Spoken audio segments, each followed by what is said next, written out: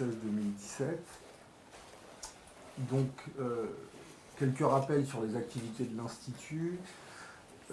D'abord, les publications. Je vous rappelle que les cahiers d'études lévinassiennes numéro 14 sur le thème de la guerre vient de paraître. Et je rappelle que Jean-Claude Minière vient de faire paraître récemment Relire la Révolution aux éditions Verdier, et sont toujours d'actualité l'épreuve du collectif de Gilles Anus et À vote et ses commentaires de René Lévy.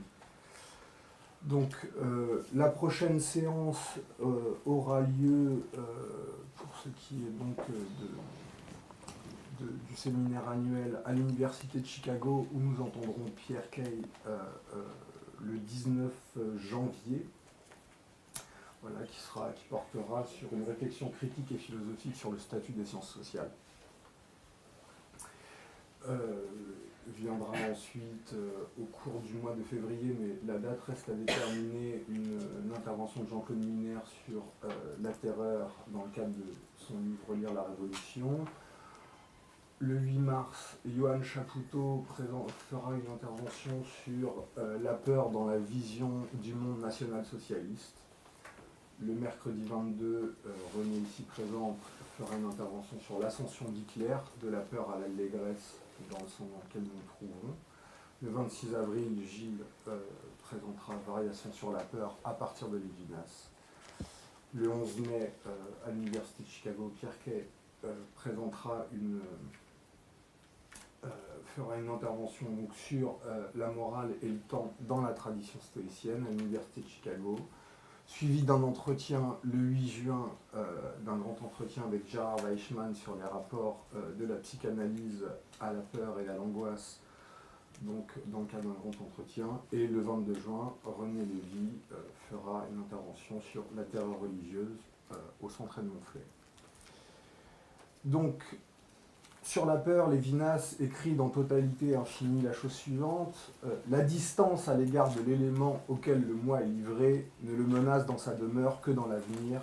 Le présent n'est pour le moment que la conscience du danger, la peur, sentiment par excellence. Ce passage figure dans la seconde partie intitulée Intériorité et économie. Donc la peur, sentiment par excellence, on en avait vu une première manifestation dans la première séance de Luc Brisson, puisqu'on a vu qu'en Grèce ancienne, la peur jouait un rôle fondamental aussi bien dans la psychologie humaine que dans la politique, pouvait être vue comme un affect ou une passion, procédant de la représentation d'un dommage à venir, affect pouvant prendre aussi bien donc la forme d'un plaisir que d'une peine, que la tragédie, telle qu'Aristote en formalisait les principes, servait à purifier. Et Luc Brisson avait souligné le fait que la disparition totale de la tragédie à l'époque moderne posait inévitablement donc, la question du rapport intime et exclusif qui s'est tissé entre la peur et la politique, et l'union terrible qui en a résulté dans les formes que nous connaissons. Donc ce soir, pour la seconde séance de notre séminaire annuel, nous avons le plaisir d'accueillir Yvan Segré pour la seconde fois à l'Institut d'études lévinassiennes. Je rappelle qu'il était intervenu l'année dernière sur le thème du travail. Donc Yvan Segré, philosophe talmudiste, est l'auteur d'un certain nombre d'ouvrages, parmi lesquels on compte notamment Qu'appelle-t-on penser Auschwitz, La réaction philosémite, paru tous les deux en 2009, ainsi que L'intellectuel compulsif en 2015 aux nouvelles éditions Ligne, et Le manteau de Spinoza et Judaïsme et Révolution, paru en 2014 tous les deux aux éditions de La Fabrique. Collabore aussi régulièrement à un certain nombre de revues, parmi lesquelles Ligne, L'autre côté, Labyrinthe et la revue en ligne Lundi matin. Donc son intervention s'intitule « De peur de mourir, la médiation chez Spinoza et Moïse ». Je lui laisse la parole et je vous demanderai de bien vouloir éteindre vos téléphones portables. Merci. Alors, posons à titre de présupposé qu'il y a deux peurs principales, la peur de la mort et la peur d'autrui. Posons en outre que ces deux peurs procède d'un même principe, d'une même racine, la malédiction. Réfléchir à la question de la peur, ce serait donc réfléchir à la question de la malédiction, c'est-à-dire au possible retournement de la malédiction en bénédiction. Autrement dit encore, à la possible victoire de l'intelligence éthique sur la peur. Alors par intelligence éthique, j'entends l'hébreu chokhma, qu'on traduit communément par sagesse. Alors dans un opuscule intitulé L'exercice de la peur, usage politique d'une émotion, donc de Patrick Boucheron et Corey Robin, ils débattent des relations entre le pouvoir politique et la peur. Et leur débat est introduit par Renaud Père, qui écrit page 9, « La peur est constitutive de l'autorité politique ». Les deux auteurs insistent sur ce constat. Alors voyons en quel sens peut-on dire de la peur qu'elle est constitutive de l'autorité politique.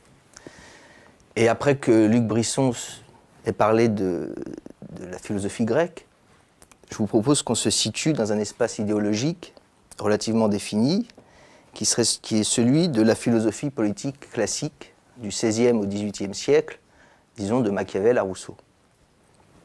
Alors comment la philosophie classique, issue du rationalisme de Machiavel et de Galilée, conçoit la relation entre la peur et l'autorité politique. Alors, ouvrons le maître ouvrage de Spinoza, L'Éthique, livre 4, proposition 37, Scoli numéro 2.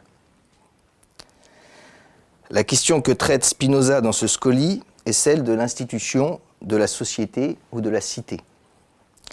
Il s'agit pour Spinoza de concevoir le passage d'un état naturel où la société des hommes n'est pas instituée et où conséquemment chacun vit suivant le droit naturel, à un état civil, l'état de la société où prévalent des normes sociales communes, instituées et garanties par une autorité politique. Or, à suivre Spinoza, le passage de l'état de nature à l'état de société ne se conçoit pas sans l'exercice de la peur, qui apparaît en effet être constitutive de l'autorité politique. Alors je vous lis un extrait de ce Scoli dans la traduction de Potra. Quant à la manière dont il peut se faire que les hommes, qui sont nécessairement sujets aux affects et inconstants et divers, puissent se donner cette assurance mutuelle et avoir une confiance mutuelle, elle ressort avec évidence de la proposition 7 de cette partie et de la proposition 39 de la partie 3, à savoir qu'un affect ne peut être contrarié que par un affect plus fort et contraire à l'affect à contrarier, et que l'on s'abstient de causer un dommage par peur d'un dommage plus grand. C'est donc par cette loi que la société pourra s'établir, à condition de revendiquer pour elle-même le droit qu'a chacun de se venger et de juger du bien et du mal, et par suite d'avoir le pouvoir de prescrire une règle de vie commune, et de faire des lois et de les garantir, non pas par la raison, qui ne peut contrarier les affects, mais par des menaces. Fin de citation. Alors, la loi qui permet à la société de s'établir est une loi de raison universelle et nécessaire, qui articule deux propositions. Petit a, un affect ne peut être contrarié que par un affect plus fort et contraire à l'affect à contrarier. Petit b, on s'abstient de causer un dommage par peur d'un dommage plus grand.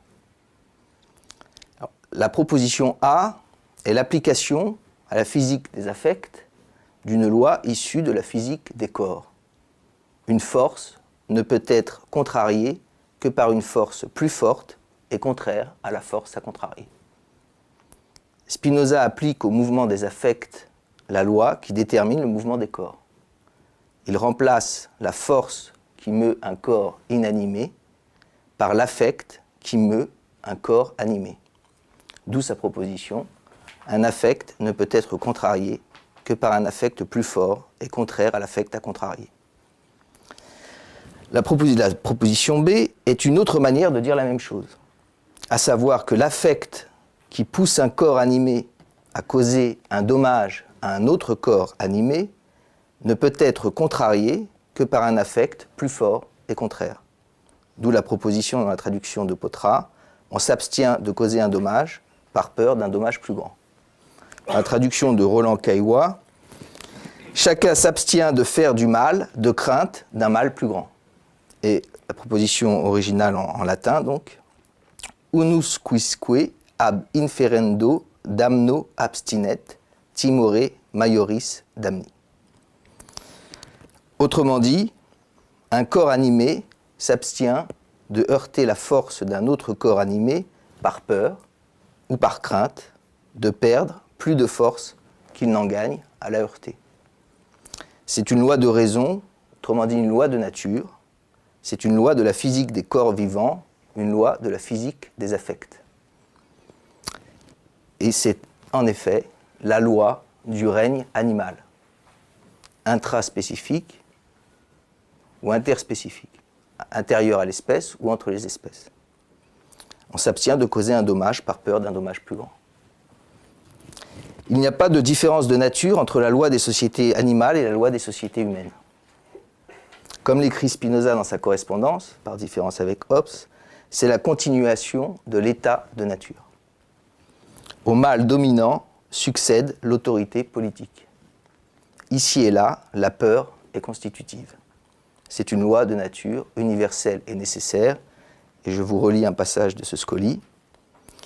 C'est donc par cette loi que la société pourra s'établir, à condition de revendiquer pour elle-même le droit qu'a chacun de se venger et de juger du bien et du mal, et par suite d'avoir le pouvoir de prescrire une règle de vie commune et de faire des lois et de les garantir non pas par la raison, qui ne peut contrarier les affects, mais par des menaces. Alors, cette loi par laquelle la société pourra s'établir est une loi maudite. Et dans l'éthique de Spinoza, la malédiction se formule donc ainsi, non pas par la raison, qui ne peut contrarier les affects, mais par des menaces. La condition humaine est ainsi faite, explique en effet Spinoza, que l'homme étant une partie de la nature, il est conduit par ses affects plutôt que par la raison. Et seul un affect plus fort et contraire peut donc tenir les hommes en respect et garantir qu'ils fassent société. Et cet affect plus fort et contraire, c'est l'autorité politique, en latin, imperium. Dans l'espace idéologique de la philosophie classique, celui de l'éthique de Spinoza, la malédiction se présente donc sous les traits d'une rationalité en quelque sorte maximale. Le fondement de l'autorité politique est la menace. C'est là une loi de la physique des affects humains qui ne se distingue pas substantiellement de la loi du règne animal. Mais cela n'est pas le dernier mot de l'éthique de Spinoza. Le livre 4 de la servitude étant suivi d'un livre 5 qui s'intitule « De la liberté ». Et l'opérateur du retournement de la malédiction en bénédiction, c'est une autre proposition de l'éthique, apparue dès le livre 3, qui stipule que la tristesse diminue la puissance d'agir, que la joie l'augmente. L'éthique de Spinoza, par différence avec sa politique, commence lorsqu'on identifie la menace, la peur, la crainte, à une passion triste, donc à un affect qui diminue la puissance d'agir de l'individu comme du collectif. L'éthique de Spinoza consiste dès lors à frayer le passage d'un affect qui diminue la puissance d'agir à un affect qui l'augmente. Autrement dit, elle consiste à passer de la tristesse à la joie. C'est en ce sens une éthique chassidique avant la lettre, l'idée étant qu'il n'y a pas de vraie vertu sinon joyeuse, affirmative, puissante, voire dansante. Si Kant tient la main du marquis de Sade, Nietzsche tient celle du chassid. Mais à s'en tenir à la théorie de l'autorité politique, la loi par laquelle une société trouve à s'établir ne se distingue donc en rien du règne animal, où la menace, la peur, la crainte gouvernent, et où la danse n'existe que sous la forme d'une arme, ou sinon d'une arme, d'une parade, celle de la séduction, de la fascination qu'exerce le spectacle de la menace et de la force virile, danse animale du serpent. L'affirmation est donc fondée. La peur est constitutive de l'autorité politique. Et cette constitution par la peur de l'autorité politique, c'est ce dont le Scoli de Spinoza formule la loi universelle et nécessaire, à savoir qu'un affect ne peut être contrarié que par un affect plus fort et contraire à l'affect à contrarier, et que l'on s'abstient de causer un dommage par peur d'un dommage plus grand. Or, cette loi, par laquelle une société s'établit, la philosophie classique l'attribue à la Bible. L'imperium institué par Moïse au Sinaï est une autorité politique constituée par la peur, par la crainte, par la menace. Et l'attribution à la Bible hébraïque, à l'Ancien Testament de cette loi, c'est le fait aussi bien du versant conservateur que du versant anarchiste de la philosophie classique ou occidentale. Prenons pour exemple un texte anarchiste récemment paru sur le site Lundi Matin, auquel tu faisais allusion, le 13 décembre 2016, c'est-à-dire ce lundi. Texte intitulé « Haut les tartes, bas les masques » et texte qui commence comme suit, je cite. 3000 ans de puissance étatique, foncière, militaire, religieuse et patriarcale suffisent pour nous en convaincre. Ce qui caractérise le pouvoir, c'est qu'il ne sort de son antre qu'habillé, maquillé, enrobé, enveloppé, enduit. Le pouvoir avance toujours masqué, sous le drap pesant de la pourpre sénatoriale, sous l'aigle et le laurier de la Rome impériale, sous le postiche du pharaon, sous la couche épaisse du phare télévisuel. Et ce que tout gouvernant redoute le plus, ce n'est pas tant qu'on l'orne, qu'on le barbouille ou qu'on le couvre, mais au contraire qu'on le démasque. La première affaire de ce genre est rapportée il y a 3000 ans dans cette sous-littérature pesante et interminable, rédigée par et pour des chameliers schizophrènes, phallocrates et incestueux, la Bible.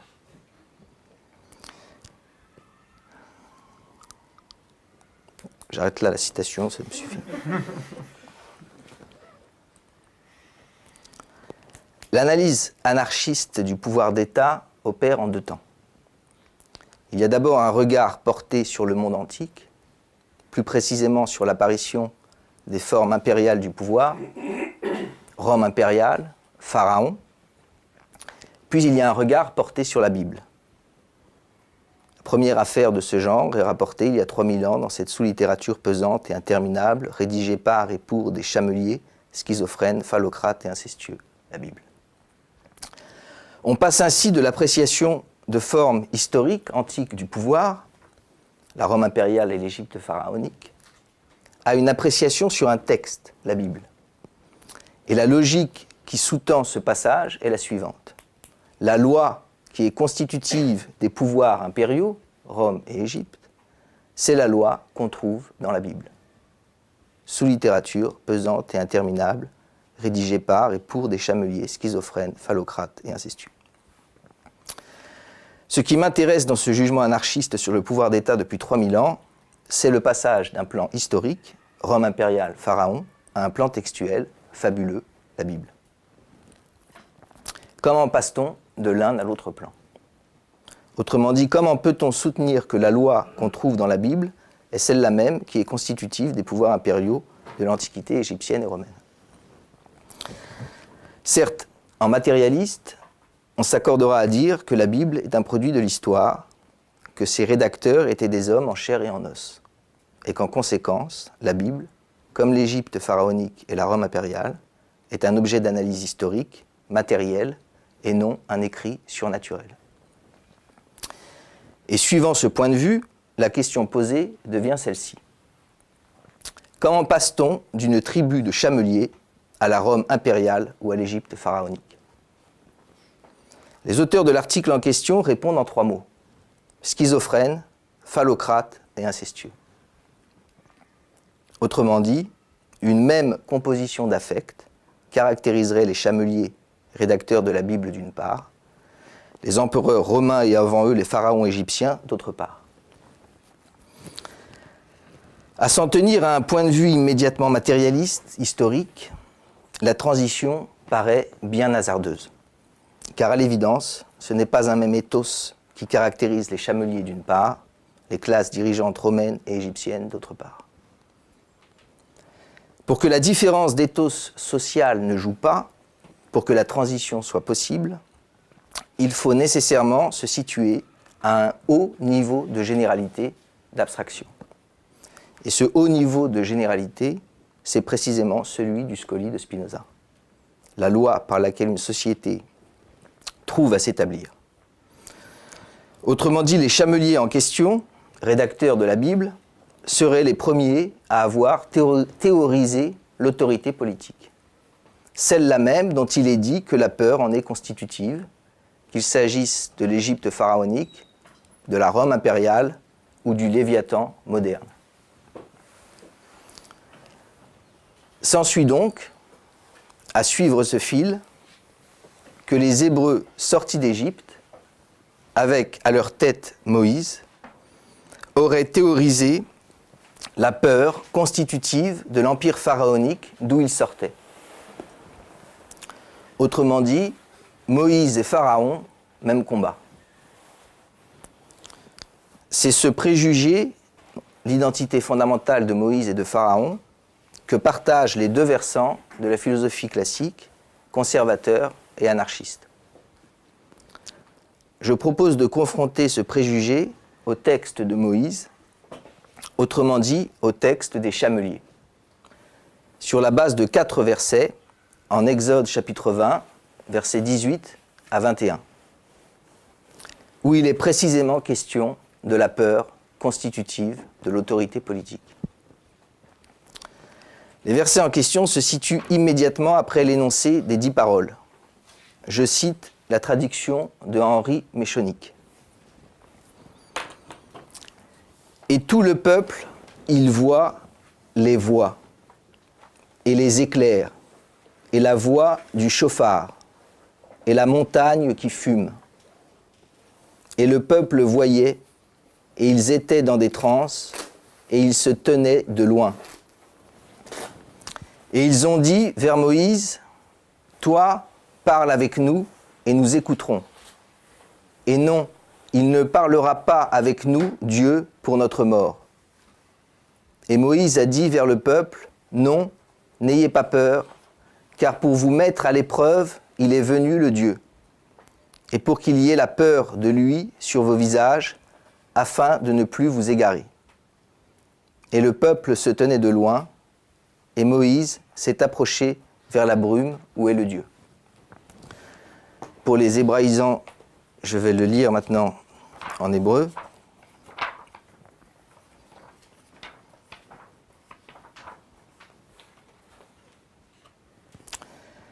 Vechol ha'am roim et hakolot, ve'et halapidim, ve'et kol hashofar, ve'et ha'ar, hashen, vayar ha'am, vayanu, vayamdu merachok. Vayomru el Moshe, daber ata imanu, venishma. Ve'al idaber imanu, elokim, pen namut. Vayomer Moshe el ha'am, al tiraou, ki le va'avur nasot etrem ba a elokim, ou va'avur tiye yerato al panechem, le vilti techetaou. Vayamod ha'am merachok, ou Moshe nigash el ha'arafel, asher sham a Elokim.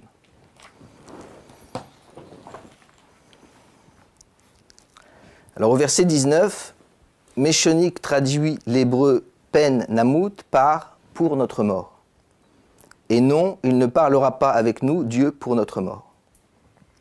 Ailleurs, la préposition pen, il la rend toujours par « de peur que ».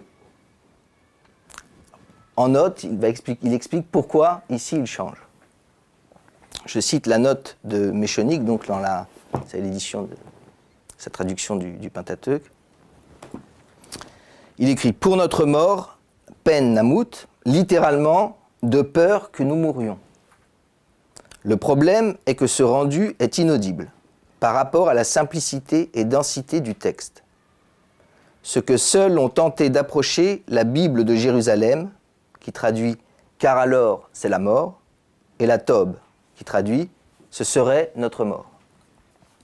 Les autres ont, de peur que nous ne mourions, le maître de Sassy, Osterwald, Cahen, second, de peur que nous mourions, Dorme, nous pourrions mourir, le rabbinat, que nous ne mourions, Flegg, que nous ne mourions pas, Chouraki. Voilà la note de Méchonique. Alors, la raison pour laquelle Méchonique écarte le sens qu'il dit être littéral de peur que nous mourions n'est pas claire. En quoi est-ce que ce rendu est inaudible ? Quoi qu'il en soit, pen namut exprime donc une peur, une crainte relative à la mort, disons un effroi, causé par le spectacle des voix et des éclairs, par le son et lumière auxquels le peuple assiste de loin. Ceci étant posé, résumons l'argument de ces 4 versets. Verset 18, la vision du peuple, tenue à distance, tenue en respect par le spectacle de ce qu'il voit, les voix, les éclairs, le son du chauffard, la montagne qui fume. Verset 19, la demande du peuple à Moïse. Que Moïse parle avec eux et que le Dieu ne parle pas avec eux. Verset 20, la réponse de Moïse, qui dit au peuple, en substance, « N'ayez crainte, c'est pour qu'il y ait la crainte sur vos visages. » Verset 21, la mise en pratique de ce qui vient d'être dit. Le peuple se tient à distance, Moïse s'avance seul vers la brume où est le Dieu. La lecture que j'appellerais occidentale de ces 4 versets est résumée par cette phrase. La peur est constitutive de l'autorité politique. En l'occurrence, c'est la peur qui placerait Moïse en position de législateur ou de maître, voire de mâle dominant, corps nu, comme le signale la traduction latine par Hieronymus d'un autre verset de l'Exode lorsque Moïse redescend de la montagne. Autrement dit, c'est parce que l'apparition divine fait peur au peuple, c'est parce qu'elle l'effraie, que Moïse est placé en position de médiateur, ayant pour lui l'autorité du Dieu, c'est-à-dire l'autorité de la peur, constitutive de l'autorité politique. C'est ainsi qu'il institue un état civil en lieu et place d'un état de nature, lequel état civil repose donc sur cette loi. Un affect ne peut être contrarié que par un affect plus fort et contraire à l'affect à contrarier. L'affect produit par le spectacle de son et lumière est plus fort et contraire aux affects des esclaves sortis d'Égypte, et ainsi l'impérium de Moïse trouve à s'établir. Les mishpatim, les jugements qui suivent aussitôt ces versets, n'acquièrent force de loi qu'en vertu de la peur du Dieu. Timor Dei, peur suscitée par le spectacle du Sinaï. C'est ce par quoi l'affect de la loi mosaïque, comme de toute autre loi civile, devient cet affect plus fort et contraire à l'affect à contrarier. Cela, c'est l'interprétation occidentale, celle de la philosophie classique, son versant conservateur ou anarchiste. Qu'elle soit conservatrice ou anarchiste, autrement dit, qu'elle considère que ce dispositif est celui d'une rationalité maximale, quasi mathématique, ou au contraire, que ce dispositif est celui d'une rationalité schizophrène, phallocrate et incestueuse. La lecture que j'appellerais hébraïque ou juive commence lorsqu'on passe du spectacle de la peur au déchiffrement des lettres. En termes traditionnels, c'est la Messibat Chumash, la fête des 5 livres de la Torah.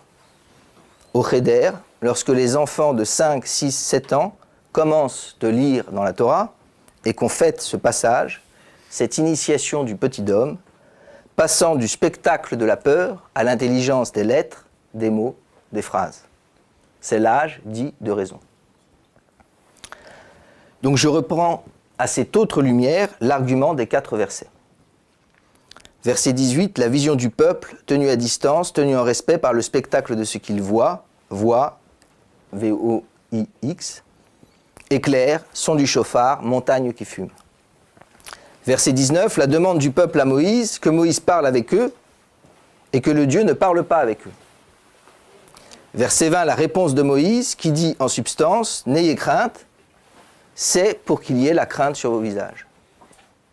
Verset 21, la mise en pratique, le peuple se tient à distance, Moïse s'avance seul vers la brume où est le Dieu. Donc il y a d'abord un spectacle, puis la demande du peuple, que Moïse parle, que le Dieu ne parle pas.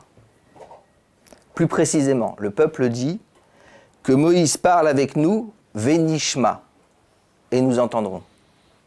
Que le Dieu ne parle pas avec nous, Pen Namut, de peur que nous mourions.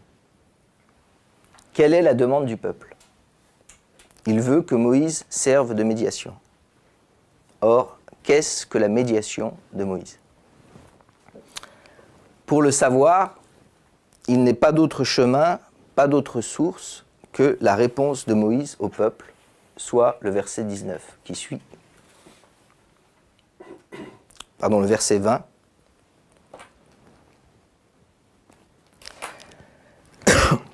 Que Méchonique traduit. Non, n'ayez pas peur, car pour vous mettre à l'épreuve, il est venu le Dieu, et pour qu'il y ait la peur de lui sur vos visages, afin de ne plus vous égarer. Telles sont les paroles de Moïse au peuple, telle est sa médiation. Et elle semble d'abord paradoxale. N'ayez pas de crainte, le Dieu est venu pour que vous ayez crainte. N'est-ce pas paradoxal comme réponse ? Alors, la résolution du paradoxe consiste bien évidemment à distinguer entre 2 craintes. L'une est mauvaise, l'autre est bonne. En termes spinozistes, l'une diminue la puissance d'agir, l'autre l'augmente. Quelle est la mauvaise crainte ? C'est celle qu'a formulée le peuple par ces mots « pen namut », de peur, de crainte que nous mourions. C'est à ce sujet que Moïse répond « n'ayez aucune crainte ». Car, poursuit-il, le Dieu est précisément venu vous affranchir de cette peur. Peur de la mort et peur d'autrui. Et ce qui affranchit de cette peur, c'est donc la peur de Dieu, la peur de transgresser sa loi, de demeurer sourd à sa parole. En hébreu, les vilti techetaou, littéralement, pour que vous ne fautiez plus, si l'on s'accorde à traduire l'hébreu chet par faute. On est ainsi passé de la peur de la mort, pen namut, à la crainte de Dieu, qui est crainte de la faute. Or, précisément, qu'est-ce que la crainte de la faute, sinon ce qu'en disent les anarchistes ? La première affaire de ce genre est rapportée il y a 3000 ans dans cette sous-littérature pesante et interminable, rédigée par et pour des chameliers schizophrènes, phallocrates et incestueux. L'interprétation occidentale ou assémitique de la Bible, qu'elle soit conservatrice ou anarchiste, identifie la crainte de Dieu, timor Dei, à la loi que Spinoza expose en physicien des affects, qu'un affect ne peut être contrarié que par un affect plus fort et contraire à l'affect à contrarier. La crainte de Dieu, une fois débarrassée des oripeaux de la fable religieuse, ce n'est rien d'autre que cela, enseigne d'une même voix le conservateur et l'anarchiste. Autrement dit, le scoli de Spinoza, c'est l'enseignement de la Bible, une fois délesté de son halo de mystère, de son manteau d'imaginaire religieux, de ses éclairs, de son chauffard, de sa montagne enfumée et enfumante. L'interprétation juive, en regard, consiste à revenir à la Messibat Chumash, à la fête des 5 livres de la Torah. Elle consiste à commencer d'apprendre à lire. Que demande le peuple? Il demande deux choses. Petit a, que Moïse parle, Vénishma, et nous entendrons. Petit b, que le Dieu ne parle pas, pen namut, de peur que nous mourions. Moïse répond, n'ayez crainte de la mort, c'est pour faire craindre la faute que le Dieu est venu.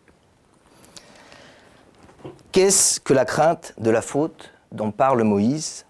Crainte de la faute qui doit détrôner la crainte de la mort. La structure des versets 19 et 20, demande du peuple, réponse de Moïse, est manifeste. Verset 19, les deux temps, que Moïse parle et nous entendrons, que le Dieu ne parle pas de peur que nous mourions. Verset 20, la réponse de Moïse, n'ayez crainte, pour que vous ayez la crainte de la faute. Le Dieu est venu. Donc c'est une structure en chiasme. A, B, B, A. C'est-à-dire qu'à la peur de la mort exprimée par le peuple, répond le « n'ayez crainte » de Moïse. À la demande que Moïse parle pour que le peuple entende, Daber ata venishma, répond la crainte de la faute. Et vilti techetavu.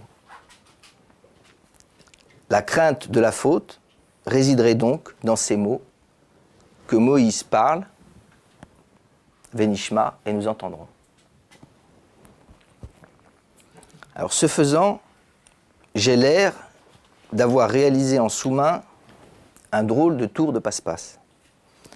Puisque dans les 4 versets en question, tout part du verset 18, où il est question de la vision du peuple qui se tient à distance parce qu'il a peur.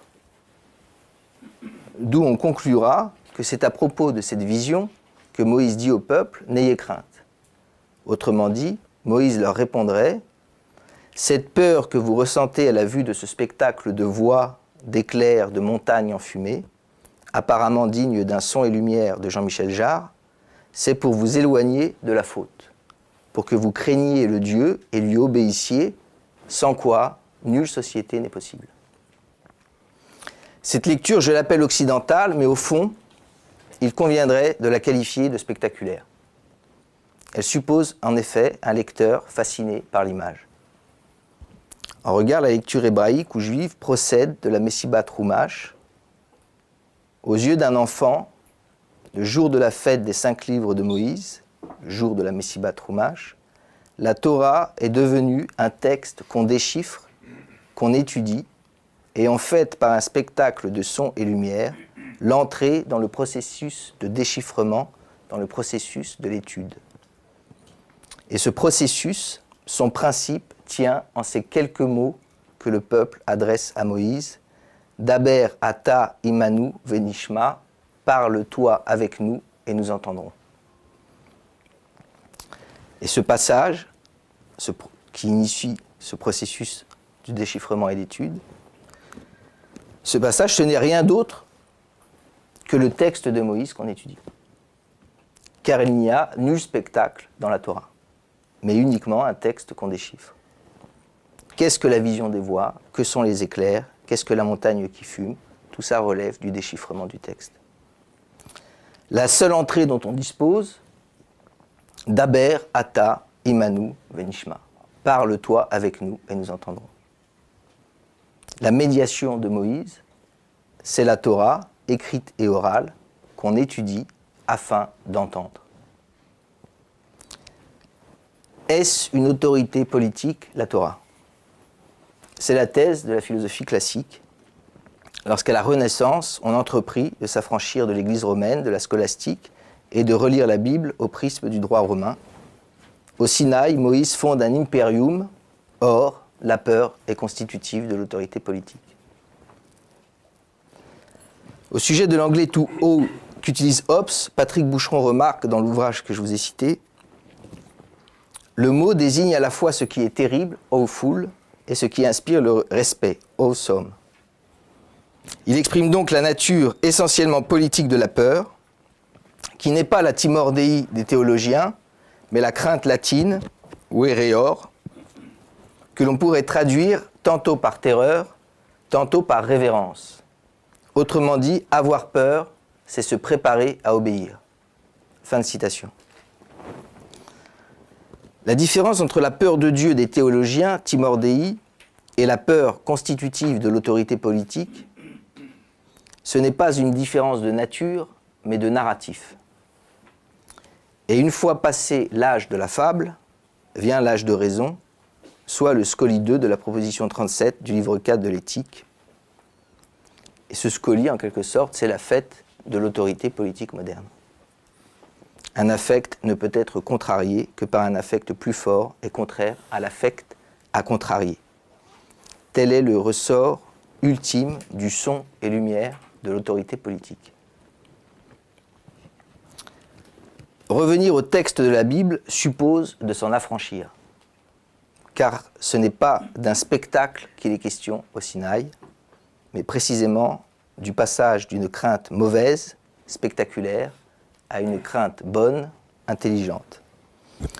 Autrement dit, il s'agit de passer de la peur de mourir, qui se dit pen namut, à la crainte de la faute, qui se dit venishma. La crainte de la faute n'a pas d'autre ressort affectif, d'autres formes d'expression, en dernière analyse, que ces mots. Daber parle, ata, toi, Emmanou, avec nous, venishma, et nous entendrons. On est tenté d'ajouter avec les enfants, les bienheureux et les justes, et nous danserons. J'ai encore un petit peu de temps. Alors, il est question dans la réponse de Moïse d'une épreuve, qu'il va avoir Nassot etrem, pour vous mettre à l'épreuve traduit méchonique. Alors, le commentaire de Rachi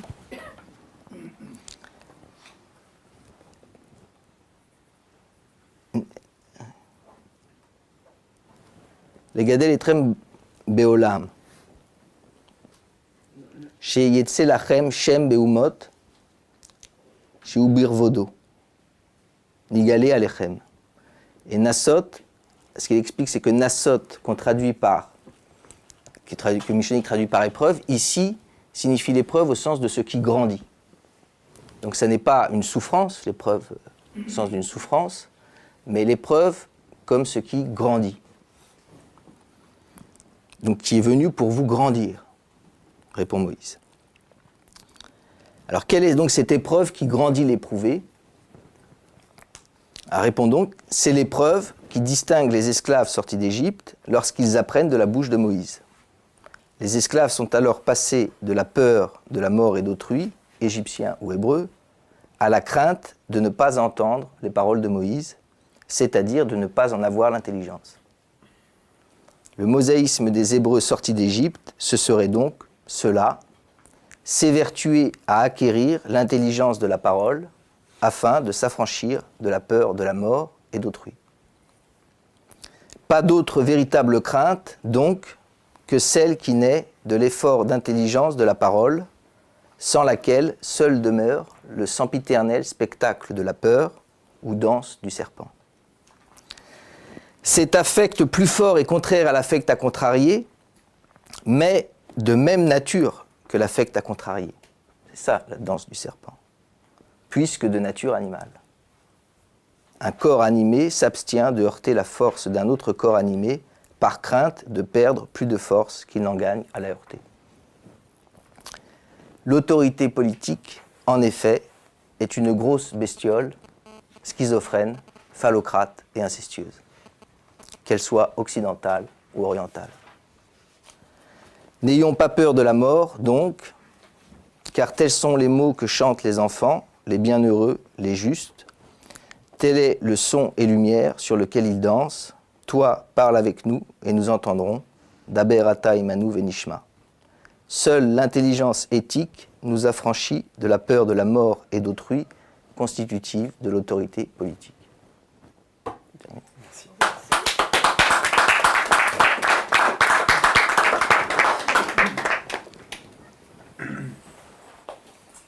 Avez-vous des questions ?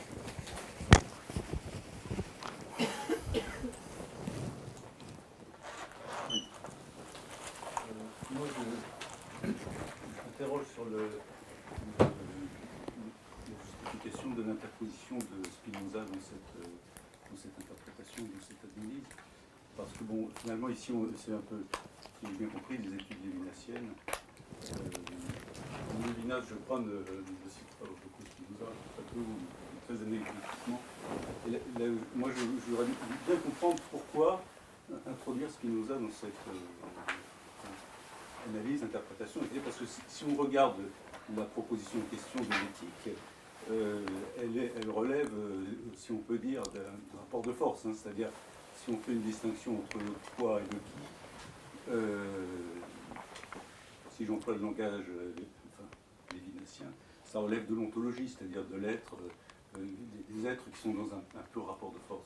Et tout l'effort de Lévinas, c'est justement de sortir de cela pour aller au-delà de l'ontologie et pour aller dans l'éthique. C'est-à-dire que le mot éthique chez Lévinas a un sens quand même très très éloigné et même complètement opposé à celui de Spinoza, je crois. Mais par rapport à ce qui a été dit, moi j'ai eu du mal à comprendre exactement pourquoi mettre Spinoza dans cette discussion, parce que dans le texte qui a été donné, on voit bien que c'est un rapport à un qui, c'est-à-dire qu'il s'agit du visage de Dieu, de la face de Dieu, il s'agit de la face de Moïse, et il ne s'agit pas, me semble-t-il, même dans le spectacle, d'un rapport de force, ou du moins c'est de ce rapport de force justement dont il n'est même pas question au fond dans cette histoire. Mais dans ce texte, il est jamais question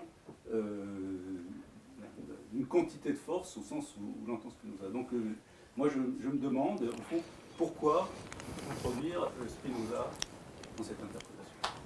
Alors, première observation. C'est l'Institut d'études lévinassiennes, mais je n'ai pas prononcé le nom d'Emmanuel Lévinas. Donc je ne parle pas de Lévinas. Ouais. Je ne veux pas d'inconvénient, mais je pose la question. D'accord. Donc c'est simplement pour clarifier. Sur Spinoza, je l'introduis ici pour plusieurs raisons. La première est que il est un des représentants, pas le seul, de cette philosophie classique qui interprète la Bible et l'événement du Sinaï comme étant le lieu d'une institution, d'un impérium au sens romain. Donc c'est avec cette interprétation que je bataille. Donc il est le représentant d'une adversité. Donc je cite en tant que représentant de cette adversité qui fonde sa lecture pour des raisons à l'époque sans doute davantage tactiques que fondamentales. On pourrait discuter si dans l'espace de la philosophie classique cette lecture de la Bible est une lecture qui est fondée en tant que telle ou si elle est nécessaire à l'époque pour faire passer des idées sous le vêtement de la Bible qui est pour des raisons politiques de l'époque nécessaire. Ça c'est ouvert, mais en tout cas, il en est le représentant.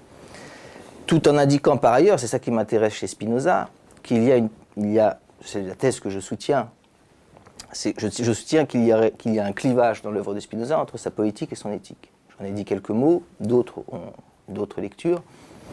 Et donc, si vous voulez, c'est pour montrer en quoi, intéressé de montrer en quoi, justement, Spinoza est l'adversaire en tant qu'il est le représentant de cette interprétation de la Bible, et en même temps en quoi il est pour moi un compagnon en tant que justement son éthique va s'affranchir, selon moi, de cette conception où la peur est constitutive de l'autorité politique. Et cette interprétation de la Bible chez Spinoza, alors, sur différents textes sur lesquels ça s'appuie, c'est dans le traité théologico-politique qu'il faudrait faire dans l'ensemble.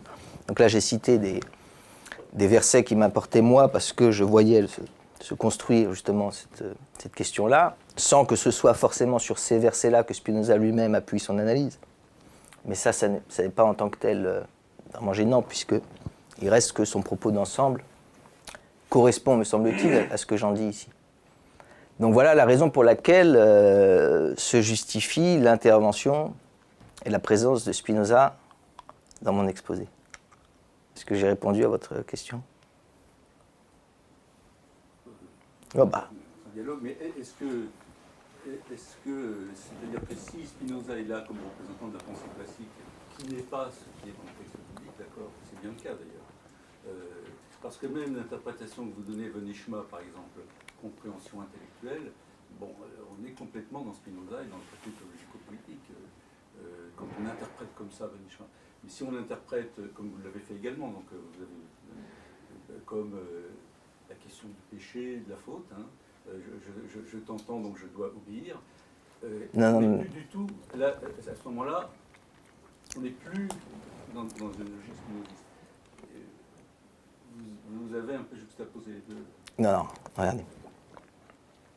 Je ne sais pas ce que par logique spinoziste ou pas. Il y a deux choses. Spinoza fait une certaine lecture de la Bible, où pour lui, le Sinaï, effectivement, c'est le lieu de l'obéissance. L'obéissance à l'autorité politique, et donc où la peur est constitutive de l'autorité politique. Il fait cette lecture-là. Lui-même, dans son éthique, et ça se discute encore, parce que si vous lisez le traité politique de Spinoza, on peut discuter de savoir si, au fond, ce n'est pas aussi ce qui gouverne sa propre politique.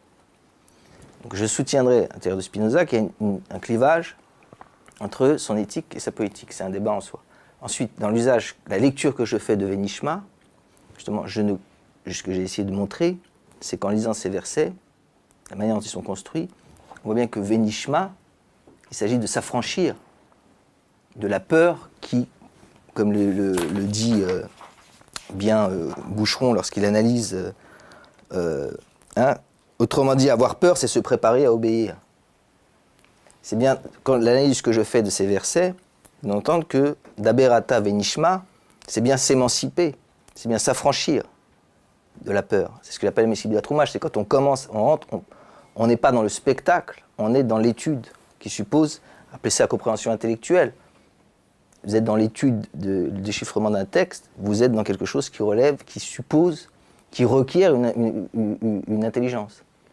Et non pas...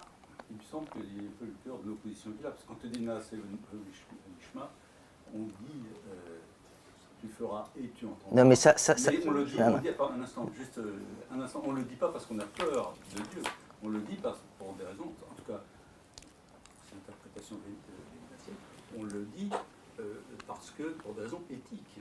Donc c'est pas par peur. C'est pas, parce que la peur, ça serait revenir justement à un rapport de force qui est justement ce dont on veut sortir. Bon, là vous faites allusion à Naaseh Venishma, à la lecture qu'en fait Lévinas. Vous voyez, tout ça nous conduit ailleurs, parce que déjà Naaseh Venishma, c'est un passage qui demanderait son étude. La lecture que fait Lévinas du Talmud supposerait elle-même qu'on discute de la lecture que fait Lévinas du Talmud, la lecture que fait le Talmud de ce verset. Donc c'est un petit peu latéral, même si évidemment que la lecture que je fais ici, en insistant sur Venishma, suppose évidemment d'avoir à l'oreille Naaseh Venishma et suppose une prise de distance au regard des lectures, à mon sens malheureuses, qui sont souvent faites de Naaseh Venishma. Mais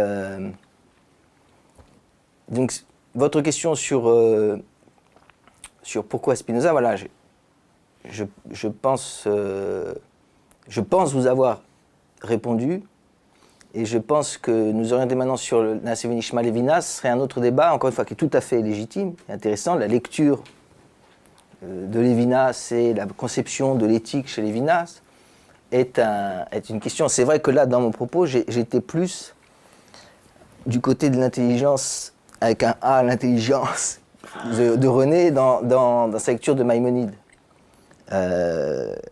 J'étais plus en dialogue implicite avec ce livre-là qu'avec la lecture lévinassienne de Naaseh Venishma, qui demanderait une autre conférence, qui est tout à fait intéressante en tant que telle, mais au fond qui n'était pas celle que le chemin que j'ai suivi, quoi.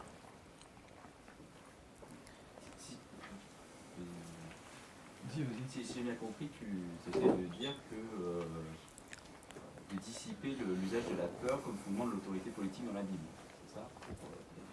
Il y a quand même un certain nombre de passages dans la Bible, parce qu'il y a un tour de force qui exclut, si tu veux, que ce soit la question, par exemple, un Nietzschéen des arrière-mondes, ou même du courroux divin, quand même. On a un certain nombre d'épisodes dans la Bible où la peur et la crainte revient comme leitmotiv essentiel même du fondement de l'autorité de l'obéissance à la loi. Je sais pas, un Torah ou ce que tu veux, il y en a beaucoup des passages. Non ? Ce sont des grandes questions sur la corporéité de Dieu, la main de Dieu, la colère de Dieu, tous ces passages-là. Donc tout ça, encore une fois, c'est ce que... C'est la même idée. C'est la même idée, c'est qu'est-ce que sont que ce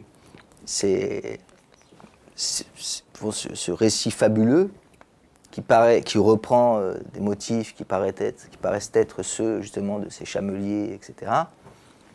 Ce que je montre là sur 4 versets, mais sur chacun, c'est qu'à chaque fois, me semble-t-il, tiendrait que toujours le processus de déchiffrement et d'étude du texte fait apparaître tout autre chose qu'une lecture qui reste fascinée par l'image. Et tu ferais une lecture de type, un partage entre une lecture exotérique à destination Non. publique, non, pas du tout. Sans rentrer surtout. Je ne vais pas rentrer dans l'exotérique et l'art d'écrire de Léo Strauss après ce qu'on a fait millénaire sur Spinoza. Je ne vais pas me lancer là-dedans. Donc non, mais je pense que, voilà, je tiens à la thèse, comme ça, pour le dire de la manière à plat, plus à plat possible, que le recours des rédacteurs de la Bible aux images est toujours un recours distancé et critique, et parfois même parodique, et qui n'est donc absolument pas le recours aux images qui a lieu dans les empires babyloniens ou égyptiens et chez leurs scribes. Je soutiendrai cette différence-là. Ce qui supposerait, évidemment, de ne pas m'en tenir à 4 versets, de pouvoir le démontrer sur beaucoup. Mais disons qu'en tout cas, la ligne que je soutiens, c'est celle-là. Ouais. Bon, bah, continuons sur le... Non, mais... Juste pour défendre un petit peu le sympathique anarchiste de lundi matin et un petit peu Spinoza, finalement tu coinces un peu les gens dans une position qui est qu'il faut rester un homme de l'étude, et en tout cas vivre en juif de l'étude. Finalement ce que dit l'anarchiste et ce que dit Spinoza, c'est au contraire, il faut sortir finalement d'un monde, en tout cas où il s'agit de vivre en juif. Parce que dissiper... Pardon, je n'ai pas compris, il s'agit de dissiper, justement, la question de la dissipation, alors pas du spectacle, mais du mystère, pour Spinoza, c'est une façon de s'affranchir aussi d'une vie d'étude ou d'une vie de juif. Moi, j'ai pas compris. Oui, l'idée, c'est que toi, je trouve que tu coinces un petit peu dans les conséquences éthiques de ce que tu dis ou dans les conséquences pratiques. Hein, tu coinces les gens à rester des gens d'études, des juifs d'études. Tu dis finalement... Pourquoi je les coince? Parce que tu dis finalement vous interprétez mal la Bible, donc vous devez passer votre temps en fait à la comprendre. Oui, mais de la même manière que quelqu'un qui fait une lecture, nazie de Nietzsche, je dirais c'est un imbécile. Donc quelqu'un qui fait des lectures qui font de la Bible, je dis ce sont des imbéciles. Ils peuvent être fiers d'être des imbéciles s'ils veulent, ils peuvent éteindre leur imbécilité, mais je ne vais pas leur accorder. On ne va pas me dire que je les coince si je constate leur imbécilité. Et je m'étonne. Je m'étonne que toujours de ces passages, c'est quand même étonnant, de faits historiques massifs comme l'Égypte pharaonique et la Rome impériale, qui sont quand même des faits historiques massifs, à cette tribu de chameliers qui serait responsable de tout ça. Donc laisse les chameliers tranquilles, si leur texte ne t'intéresse pas, laisse-les tranquilles. Mais moi je dis que étudiant les textes de ces chameliers, ce n'est absolument pas ce que disent eux, mais au contraire c'est des chameliers qui bataillaient, eux, avec l'empire pharaonique et la Rome impériale. Donc que ces gens-là soient incultes à ce point, c'est possible, mais ça devient suspect à mon goût quand cette inculture-là et aussi, comment dire, presque revendicative, quoi. Donc je ne pense pas les coincer. Je pense que c'est eux qui se coincent tout seuls. Moi, je constate, simplement. J'avais une petite question à poser. Ouais. Mais c'est toi qui fais le... Ouais. Parce qu'il y avait une question derrière. Oui, pardon. Non, monsieur, après,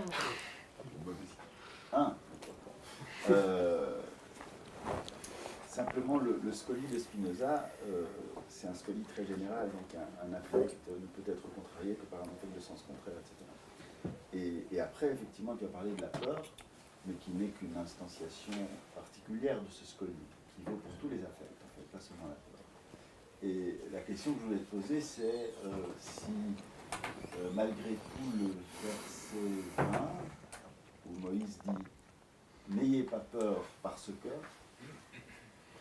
il vient vous grandir », si ce double mouvement qui consiste à dire repousser la peur parce qu'il y a une promesse qui l'emporte sur la crainte, etc., si en fait ce verset ne participe pas néanmoins du scoli de Spinoza, c'est-à-dire est-ce qu'il n'y a pas ici un affect, mais qui est plutôt un affect de promesse de grandeur, de grandissement, qui vient réprimer un affect de peur premier.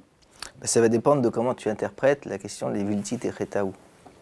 comment tu vas interpréter, c'est bien, on est bien, comment on va le comprendre. C'est-à-dire que Comment- tu avais lu de comment est-ce que... de Rachid, Non mais, l'épreuve comme ouais, c'est pour vous grandir. Donc simplement, si tu veux, dans le mouvement de la réponse de Moïse, on a quand même deux temps. C'est-à-dire qu'il s'empare de l'affect premier et dit, vous avez peur? Alors la peur, oubliez-la, hein, on la jette dans la montagne qui fume, parce qu'il y a un autre affect. non mais doit l'emporter Daniel, on est tout à fait d'accord que massivement, il existe de manière massive, c'est une interprétation qu'on pourrait dire religieuse. Et je crois que René, la dernière conférence est sur la terreur religieuse. Donc oui, qui va te dire, voilà, on te dit de la peur de la mort pour que tu aies la peur de la faute, mais d'une faute et d'un Dieu qui est au fond une figure de la mort. Donc ok, c'est le côté qui peut y avoir de morbide dans... Justement, mais on peut aussi entendre autre chose que la peur, mais ça participe toujours du même scoli de Spinoza. Bon, alors, un affect et contraire. alors tu vas parler d'une promesse, mais si on est dans l'irrationnel, l'imaginaire, ça peut être, tu vois, on peut être un protestant comme ça, un type, un Breslever qui va danser techno au milieu de Jérusalem, chacun a son registre. Mais ce que j'ai essayé de montrer, c'est que justement l'étude des versets suppose, encore une fois, qu'il demanderait une étude. Je prétends pas avoir fait une étude, tu vois, une étude, c'est. Mais que oui, la ligne directrice générale, c'est que bien sûr, c'est que Venishma, c'est l'enjeu, le lieu de la crainte, c'est là que je rejoins sur ce René, c'est-à-dire dans le débat que j'ai un petit peu avec lui sur la question de la divine insouciance, c'est que autant je partage sa lecture de Maïmonide sur Job, où le lieu de la crainte, c'est l'intelligence. Ouais. C'est là que se situe la crainte qui augmente la puissance d'agir, et non pas qui la diminue. Et le point de différence que j'ai d'objection, c'est sur le fameux din du Mishneh Torah sur les Chassidei Umot HaOlam. Enfin, donc en tout cas, oui, c'est évident que cet autre, n'ayez pas crainte et ayez cette crainte-là, ce que je soutiens, c'est le passage justement d'une peur qui est, c'est en ça que je me sers de Spinoza, qui diminue la puissance d'agir, qui est une peur, si tu veux, je ne veux pas dire religieux, parce que religieux, il n'y a pas de distinction entre religieux et laïque sur cette question-là.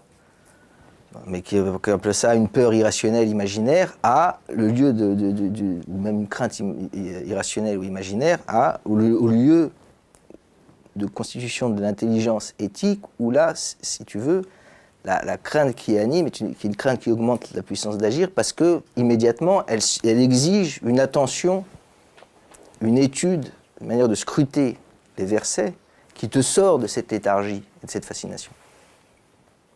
Mais justement, alors après, si tu me dis oui, mais cette lecture, cette crainte-là, on pourrait aussi l'interpréter qui reste qui reste au fond du même ordre, mais d'une autre nature, mais qui reste au fond une crainte qui relève de l'irrationnel. Bien sûr que ces interprétations, elles sont massivement dominantes, elles existent. Qu'est-ce que tu veux que je te réponde? Non, c'est juste que quand tu dis que cette crainte, elle est au fond prise dans une espèce de mécanisme qui fait qu'elle est immédiatement convertie en carburant pour l'actualisation de l'étude, si tu veux, j'ai l'impression que à la fois tu convoques la crainte et immédiatement tu la... Non, mais parce que Daniel, toi tu t'imagines, attention, il ne faut pas s'imaginer des petits bonhommes dans le désert, etc. On a affaire à un texte. Ouais. Donc ce qui se pose, c'est ton rapport avec ce texte. Non, j'ai bien compris. Ma simple question, c'est que quand tu dis qu'on s'affranchit d'une crainte qui diminue la puissance d'exister au profit d'une crainte qui augmente la puissance d'exister, ma seule question, c'est de savoir si tu es vraiment sûr que c'est la crainte, la seconde crainte, qui augmente la puissance d'exister, et si ce n'est pas l'étude comme telle. Et si Qu'est-ce que tu appelles... la pratique de l'étude ne suppose pas justement qu'on se soit affranchi aussi de la crainte du manque d'intelligence, ou comme tu veux l'appeler. C'est-à-dire, je ne comprends pas la distinction que tu fais entre ces deux craintes, dont une serait au fond négative et l'autre positive. J'ai l'impression que ce n'est pas la crainte qui est positive dans la deuxième figure que tu proposes, que c'est la pratique de quelque chose. c'est l'actualisation d'une puissance. Non, mais attends, Une Daniel. puissance d'intelliger. Donc, Non, mais attends, c'est pas moi qui distingue. Non, mais attends. La puissance d'intelliger, d'accord. Mais la crainte, je ne vois pas encore. Mais c'est pas moi qui distingue, c'est le verset qui distingue de crainte. Mais verset qui n'est pas de Spinoza, même si c'était aussi un C'est un- descendant de Chamelier, mais Non, mais laisse tomber Spinoza. Le verset distingue de crainte. ouais. On est d'accord. Mais il ne dit pas que l'une augmente, que le. D'accord. Mais ça, c'est ma formulation à moi, mais on peut le Voilà. formuler autrement. D'accord. On peut le formuler autrement. Mais tu es d'accord qu'il y a une distinction entre deux craintes. Ouais. Donc il y a une crainte, appelons-la, qui relève du spectaculaire, de l'irrationnel. Moi, je trouve intéressant cette notion de Spinoza de ce qui diminue la puissance d'agir et ce qui l'augmente, mais on peut le dire autrement. Quoi ? Laquelle des deux est irrationnelle? Quand Moïse dit n'ayez pas peur, oui, c'est cette crainte-là du spectacle, de l'irrationnel. N'ayez pas cette crainte-là. Et exact. Un forçage, là. Non, c'est pas un forçage. Si, regarde, c'est tout. Comment toi, quand tu étudies ce verset, tu comprends la peur de la faute? La question elle se pose pour toi. Moi, je prétends pas. Moi, je pose. Quand toi, tu lis dans la verset de la Torah, la crainte de la faute, comment tu comprends? Comment tu arrives à la crainte de la faute? Alors moi, je n'entends pas directement la crainte de la faute. Mais c'est écrit. Je viens pour vous éprouver. Ben si, c'est écrit. Donc voilà, la question, elle se pose à toi. Moi, j'ai dit comment je comprends, elle se pose à toi. Bonjour, bonsoir. Oui, déjà, merci beaucoup d'avoir étalé ce savoir de manière agréable. Enfin, Tu sais, étaler un scoï de Spinoza, 4 versets de la Bible, c'était un étalage minimal. c'était excellent. Et en plus, ça m'a reproché d'avoir parlé de Spinoza. Ça change des vitrines de Noël. Et voilà, donc ça c'est la première chose.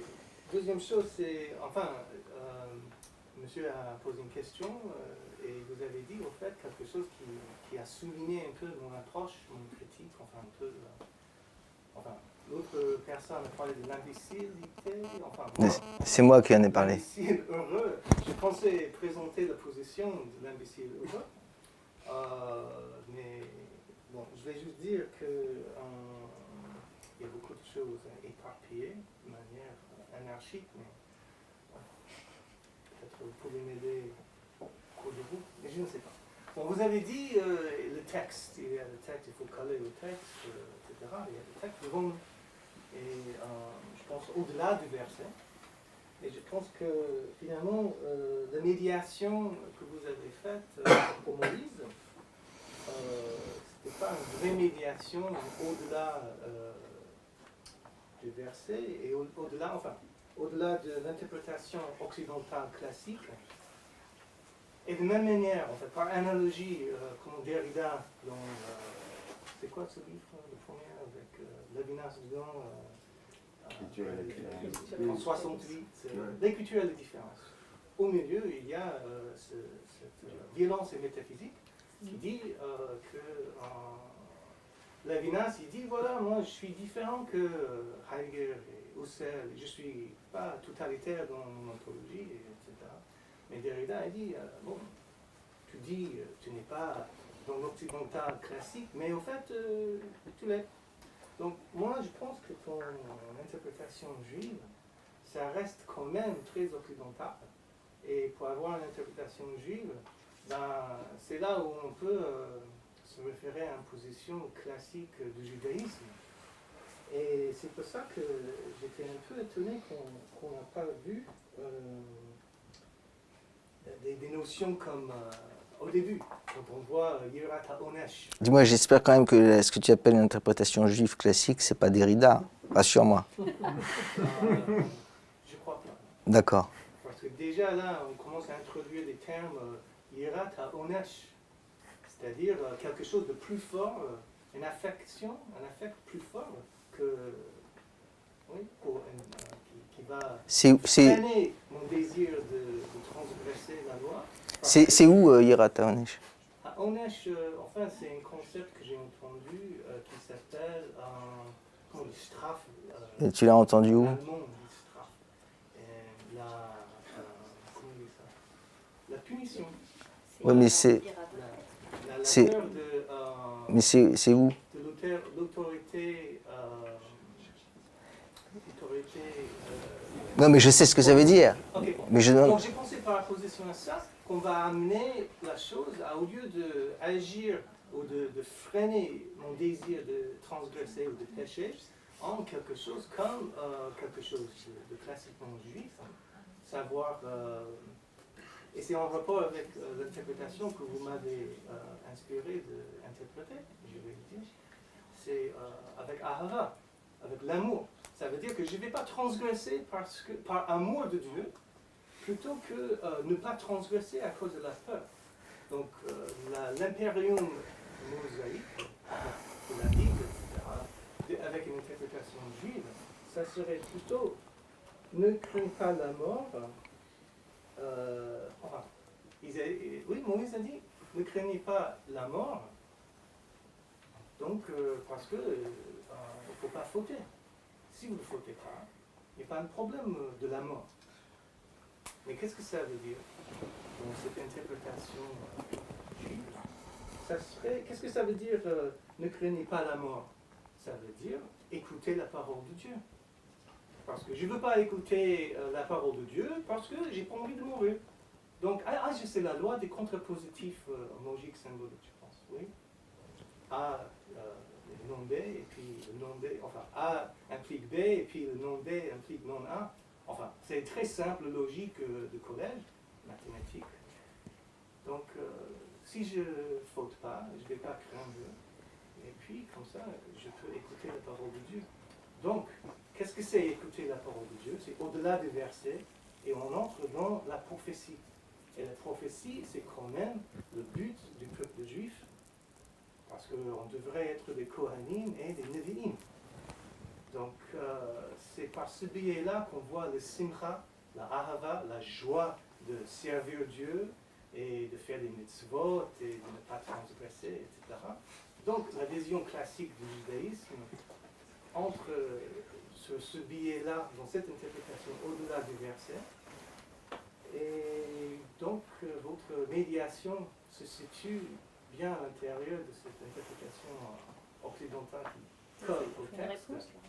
Puisque au-delà du texte, au-delà du verset, Si vous vous situez au-delà du verset, moi je suis, on arrive à écouter je la suis parole dépassé. de Dieu. Écouter la parole de Dieu. Donc voilà, c'est... Ben, il propose une autre. Il n'y a pas vraiment de questions, donc c'est une confusion. ouais. Je suis confronté. Non, mais attendez un peu. Je rebondis en fait sur la question de Est-ce que je Franco. peux juste demander... Ah, tu veux poser la question? Non, mais je veux entendre... enfin, vous êtes l'inspiration de tout ça. Simplement, sur la question de la crainte et de l'amour, c'est Spinoza, c'est la dernière proposition de l'éthique. Sur au-delà du verset, je ne sais pas ce que vous entendez par au-delà du verset. Donc, Juste ne pas coller au texte comme une bonne occidentale, mais comme une bonne juif, interpréter le texte avec le pshat jusqu'au sud, et non pas le Yerat HaOnesh, mais le Simcha et Ahava. Donc ce sont des choses très classiques et basiques dans le judaïsme classique. Une interprétation juive. Donc c'est pour ça que j'étais étonné que vous n'avez pas allé jusqu'à là. Il a parlé de Messiba tout le temps. Ouais. Donc c'est- Oui, vous avez, enfin, parlé autour, mais vous n'avez pas saisi le judaïsme classique. On va passer une autre question. René. Juste, donc je rebondis sur la question de Franco. Donc sur la question des deux peurs, la peur négative et la peur positive. Et tu n'es pas encore très clair sur la possibilité de cette autre peur, disons, la peur de la faute ou la peur de faillir. Et je me suis demandé si, au contraire, alors oui, l'anarchiste se trompe, mais parce qu'il n'est pas encore assez anarchiste. En vérité, il aurait dû dire, non, c'est pas la peur politique, soit, c'est Rome en vérité, mais la peur du Sinaï, celle-là dont tu parles, la peur de faillir, c'est pire encore. Parce qu'en fait, c'est une peur qui défie la peur politique, puisqu'elle elle triomphe de la peur politique, et en fait c'est la peur fanatique. Pourquoi tu n'y vois pas l'islamisme, par exemple, radical, pour qu'il a peur de la mort, on triomphe de la peur de la mort par la peur de Dieu. Voilà. En fait, l'anarchiste est encore trop. Non, mais je pense avoir répondu à ça, au sens où Daber ata venishma, Daber ata imanu venishma. Dans cette parole du peuple, c'est venishma. Or, effectivement, si venishma, c'est une obéissance, c'est la peur qui prépare l'obéissance. Donc, évidemment, tu peux ouvrir les vannes de peur fanatique, mais soit dit entre parenthèses, l'idée que la peur, que le fanatisme religieux serait un au-delà pire que l'autorité politique, c'est à discuter, regarder près, parce que ça fonctionne vraiment, c'est très semblable. Je tiens que c'est très semblable, donc on est dans la même chose.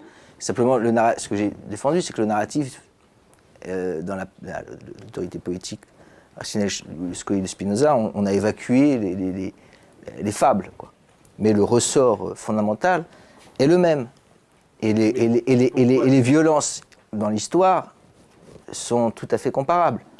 Je veux dire, la violence du fanatisme musulman ou la violence des armées occidentales, je pense que c'est très comparable. Mais pas tout à fait, parce que la médiation de Mahomet ressemble davantage à ce que tu as décrit de la médiation mosaïque, à la différence de la question d'intelligence, bien sûr. Mais, je veux dire, dans le Nishma, alors évidemment, monsieur avait souligné que le Nishma pouvait s'entendre comme obéissance, et c'est vrai, pourquoi pas. Mais la médiation de Mahomet, au contraire, c'est une victoire. Pourquoi ne pas l'entendre comme une victoire sur le politique? Et toi, tu veux y voir, tu dis non, c'est le même ressort. Non, mais dans le fanatisme et dans la peur politique. Attends. Mais c'est pas vrai. Bon, attends. Moi, je ne parlerai pas de la médiation de Mahomet. Déjà. Non, je veux dire, il y avait une médiation. Non, on parle. Tu as parlé de fanatisme religieux. Bon, fanatisme religieux, en général, quels que soient les horizons, les religions, etc. On est dans le fanatisme religieux. Donc je dirais simplement que ce que je tiendrais, c'est que le scolie de Spinoza, en termes de structuration en dernière instance, est valable aussi bien dans une autorité, relativement à une autorité politique sécularisée, moderne, ou à des autorités politiques qui investissent tout un appareillage fabuleux ou religieux. Je pense que la structuration est fondamentalement la même. Je tiendrai ça. Comme l'anarchiste. Ah oui, en ce sens-là, tout à fait. Mais c'est ce que je conclus sur la grosse bestiole, oui, absolument. Mais le point où je te rejoins, c'est qu'effectivement, je pense que, là où il se trompe complètement, que tout l'enjeu de Daber ata venishma, c'est précisément de s'affranchir de ça, de s'en affranchir. Et que donc, effectivement, dans ce... Et pourquoi tu ne veux pas voir dans le fanatisme une forme d'affranchissement à l'égard des politiques? Pourquoi tu... Parce que, selon moi, ça relève toujours de cet affect plus fort, de ce grand affect. C'est le grand affect. Alors que ce grand affect relève... oui, je considère comme donné parce que ce grand affect, c'est évidemment pour moi une figure au fond de l'idolâtrie. Mais qu'elle soit moderne, sécularisée, propre sur elle, ou qu'elle prenne la figure de déluré, etc., au fond, je pense que la structuration est fondamentalement la même. Et que Daber ata imanu venishma, qui est au fond toute la Torah, c'est l'exigence de l'affranchissement. Alors là, par contre, où j'entends ta question, et où je la pense bienvenue et pertinente, c'était le début de ta question avant que tu ne t'égares sur... c'est effectivement, maintenant, j'ai indiqué quand même qu'il était question de la crainte dans cette intelligence éthique. Alors on entend bien ce que j'entends par intelligence, Nishma, mais ce lieu-là suppose aussi qu'il y ait quelque chose comme une crainte. C'est là où je faisais allusion rapidement à un débat que nous avons lu, où je te rejoins malgré tout. C'est que j'entends bien que dans ta critique que tu fais de l'homme des Lumières, qu'il s'agit de penser l'intelligence éthique comme quelque chose aussi qui est le lieu d'une crainte. Voilà. Et que ça, dans mon exposé, reste on voit bien ce que j'écarte, mais où est-ce que je poserai la positivité de la crainte, ça n'est pas encore palpable, sensible. C'est un travail que sur lequel je suis et qui adviendra en son temps. Mais là, oui, absolument, il y a quelque chose à élaborer, parce qu'il s'agit bien, c'est maintenu. Ouais. Est-ce que tu n'as pas l'impression que finalement, entre le texte de la Torah, le texte de la Bible, et ce que tu as voulu dire comme une contradiction, enfin c'est pas vraiment une contradiction, mais une disjonction interne dans l'univers de Spinoza entre la politique et l'éthique, est-ce que finalement c'est pas complètement analogique? C'est-à-dire qu'il y a effectivement les deux composantes dans les deux corpus. Il y a à la fois la composante crainte, celle qu'on voit de manière apparente, celle que monsieur a dit tout à l'heure, c'est-à-dire que si on lit la chose de manière superficielle, ben, il est évident que ça se construit avant tout et d'abord comme l'opération d'une crainte, la crainte la plus haute, hein, comme René l'a dit à propos des religieux, la crainte la plus haute, ça c'est quand même la crainte de Dieu. Donc il y a quand même cette opération-là première, mais c'est une opération qui n'est pas définitive, qui n'est pas la seule, et qui, à partir d'elle, construit une autre opération qui est l'opération de l'étude ou de l'intelligence qui va mener à ensuite la liberté et l'éthique, en quelque sorte. C'est-à-dire qu'à la fois chez Spinoza et dans la Bible, il y a le même doublon. L'un qui est premier pour la masse, on pourrait l'appeler comme ça, la masse animale, il faut en quelque sorte la cadrer au départ. La masse animale, la pulsion animale de l'enfant, il va falloir d'abord la cadrer par la peur. Et puis une fois que ça c'est donné, eh ben, il y a l'occasion d'une relève par quelque chose de positif, d'affirmatif à partir de là, qui va s'appeler l'amour. On peut l'appeler l'amour, on peut l'appeler l'intelligence, on peut l'appeler l'éthique, la liberté. Mais que, en fait, il ne faut pas perdre de vue qu'il y a les deux. Dans les deux corpus, c'est l'imbrication des deux qui fait la complexité, en fait, à la fois du rapport au collectif, au peuple, à la masse, et en même temps à la singularité de chacun. Alors, moi, il me semble que c'est la chose suivante, qu'il est clair que chez Spinoza, tu as la peur constitutive de l'autorité politique pour le vulgaire, ce qu'on appelle le vulgus, la masse, et que, selon lui, la Bible, justement, elle opère à ce niveau-là, et que chez Spinoza, après, il y a le sage, et les amitiés qui se tissent entre les hommes sages, qui, eux, sont capables de s'affranchir des affects par la raison. Et ça tisse pas une société, ça construit des amitiés. Bon. Et que Spinoza, lui, est-ce qu'il voit ou ne voit pas que dans la Torah, il y aurait cet espace-là que tu proposes? Moi, je tiendrais plutôt, je tiens, que justement, s'il y a un point, s'il faut, que l'injonction, si tu veux, mosaïque, c'est d'être sage. Donc c'est de s'affranchir. C'est ça l'injonction mosaïque. C'est de s'en affranchir. Tu ne peux pas dire qu'elle est immédiate. Tu vois bien que... Pardon? Tu ne peux pas dire qu'elle est immédiate. Elle l'est à partir du moment où on a un rapport au texte qui est lui-même un rapport intelligent. Mais il y a aussi un rapport qui n'est pas intelligent au texte. Mais ce rapport, il existe. Il existe, mais il est social. C'est une construction sociale qui relève, à mon sens, à ce moment-là, de l'autorité politique sur Spinoza. Moi, je pense pas. Je pense que ça fait partie complètement du texte.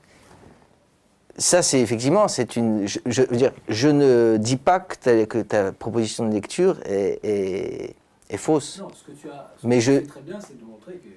Il ne faut pas en rester là, évidemment. Mais je pense que plus qu'il ne faut pas en rester là, ma conviction, mais c'est une conviction, mais je n'ai pas de. Je veux dire, j'ai pas d'objection à ce que tu dis. On peut tout à fait, bien sûr. Ma conviction est que non, ça n'est pas légitime. Moi, il me semble que ça se joue dans une complexité. Je pense, mais j'entends ce que tu dis. Moi, j'ai juste une question pour vous deux, du coup, pour toi, parce que quand tu dis qu'en fait, Yvon a projeté dans le... Enfin, ou qu'il a projeté, ou qu'il a, disons, dégagé dans ces quelques versets, le même doublon qu'on retrouve chez Spinoza entre la peur et le truc, il y a quand même quelque chose en plus dans le texte, et qui est très problématique de ce point de vue-là. C'est la montagne qui fume. Et et la montagne qui fume, dont malgré tout le peuple doit se... Non mais c'est vrai, c'est-à-dire c'est la distance du peuple à la montagne qui Non mais Non. j'ai l'impression que tu lis des versets un peu à la Spielberg où tu te vois le truc. Bon alors attends, ça va. si tu veux, parce que la montagne qui fume, c'est ce qui légitime la médiation.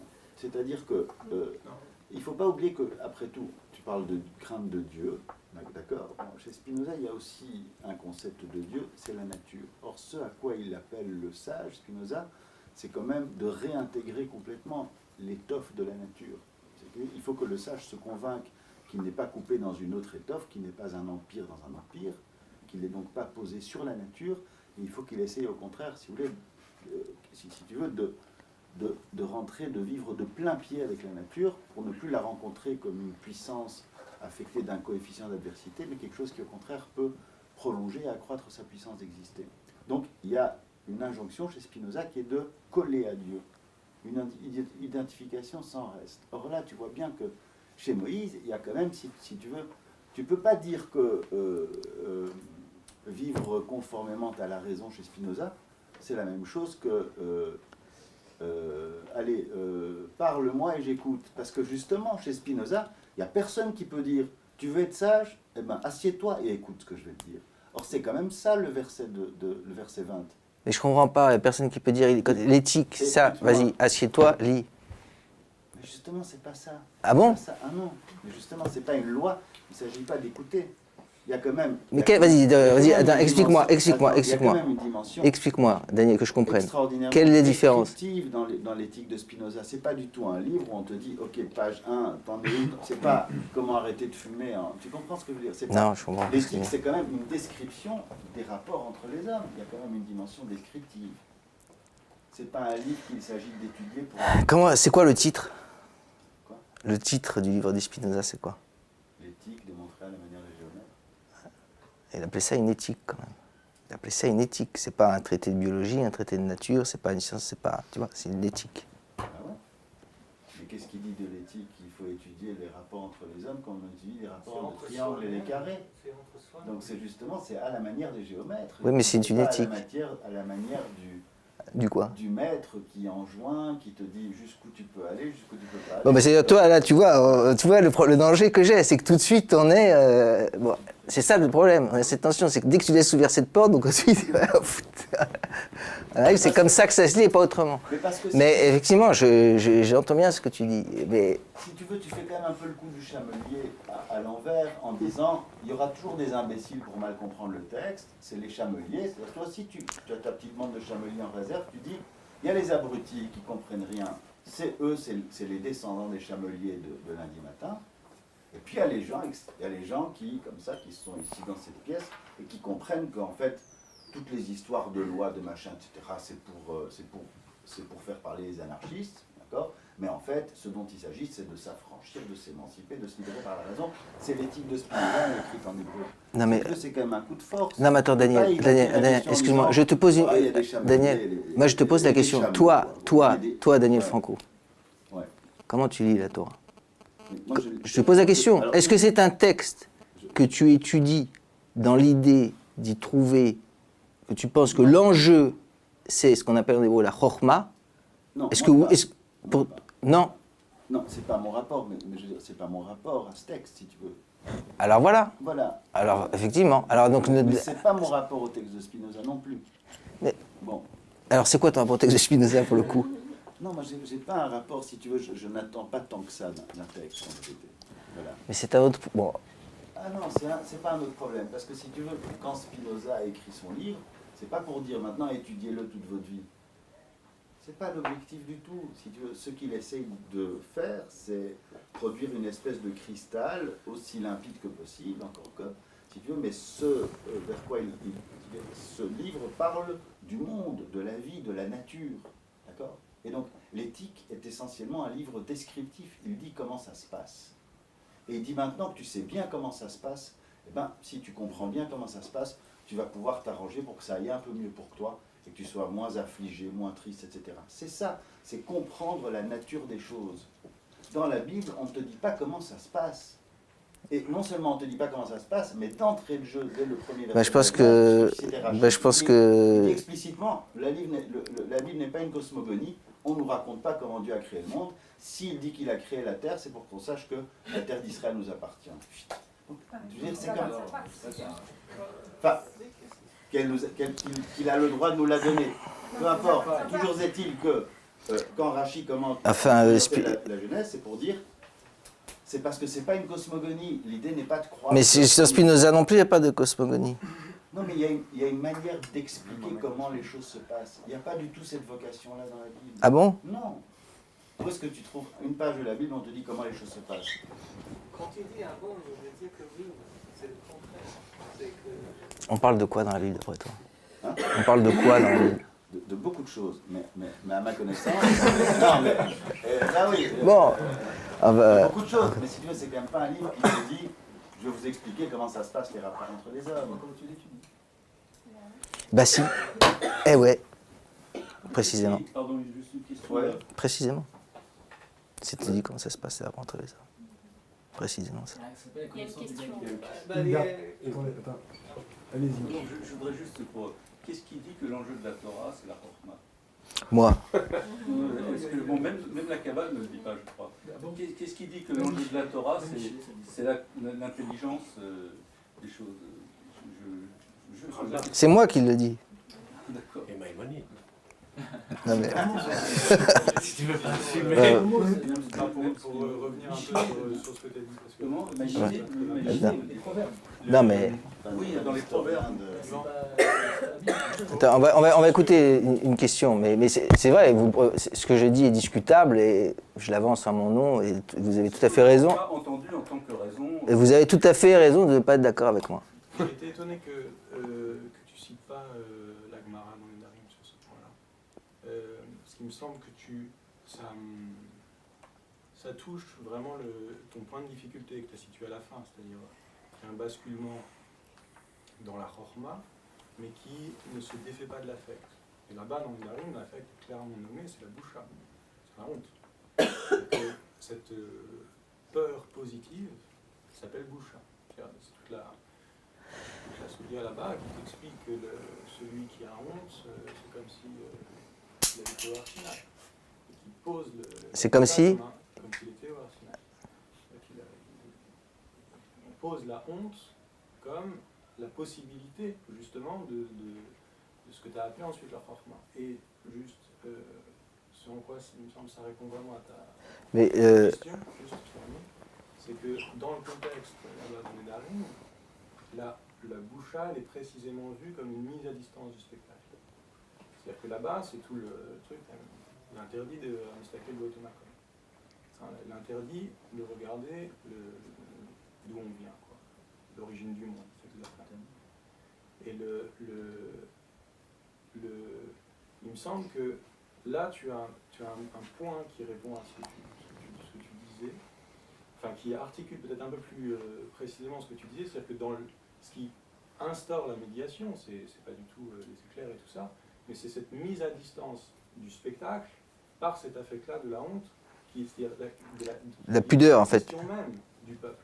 Oui, qui est La question de la pudeur. c'est-à-dire le peuple qui dit voilà, de peur que nous mourions, c'est déjà, là il y a déjà quelque chose de positif, hein, qui va être ensuite, si tu veux, c'est Moïse, c'est la médiation de Moïse qui va faire ce basculement par Chokhmah, je suis complètement d'accord, mais c'est cet affect-là, voilà, la pudeur si tu veux, boucha, qui permet ce basculement. Et c'est-à-dire que ce qui permet ensuite le basculement par Chokhmah, c'est d'abord la mise à distance du spectacle. Il me semble que ça, c'est une manière aussi de répondre à ce que disait René, c'est-à-dire que ce en quoi la peur de Dieu relève encore de la même, là-dessus je suis d'accord avec toi, relève encore de la même physique des affects, c'est parce qu'elle est aussi une peur spectaculaire. Elle n'est pas du tout une peur de l'ordre de la boucha, de l'ordre de la pudeur, qui est cette mise à distance du spectacle, c'est-à-dire refuser le spectacle. Qu'est-ce que tu appelles le spectacle dans les Nedarim? Voilà, en l'occurrence, c'est le spectacle, la fascination de l'origine, la fascination... Ça marche pas, mais ça marche pas parce que dans les Nedarim, il n'y a pas d'interdit à ce propos. Ouais, c'est pas un interdit. Non, il n'y a pas d'interdit. C'est posé C'est posé comme un risque, mais qui n'a aucun Ouais, rapport ok, avec si un tu veux. interdit. Non, Non, ok, mais si tu veux, mais ça change pas grand-chose par rapport au point. On souligne quand même là-bas très clairement la boucha comme un affect positif. Évidemment positif. Précisément dans cette distinction entre deux types de Alors j'entends très bien, c'est-à-dire que ce que je pense que tu proposes, c'est d'ouvrir un peu l'étude de ces versets, notamment sur la montagne qui fume. De quoi s'agit-il? Et c'est sûr que j'ai pris que 4 versets, et je n'ai fait au fond, dans tout ça, que commenter Daber Ata Imanu Venishma. Et le reste, je ne l'ai pas commenté vraiment, j'ai parlé de Rashi. Donc c'est vrai, tu as tout à fait raison, il s'agit d'aller beaucoup plus loin. Je n'ai fait au fond qu'essayer de montrer comment une lecture comme ça massive, philosophie classique, conservatrice ou anarchiste, a une lecture de la Bible, et c'est tout ce que j'ai fait. Et tu as raison, il faut aller beaucoup plus loin, et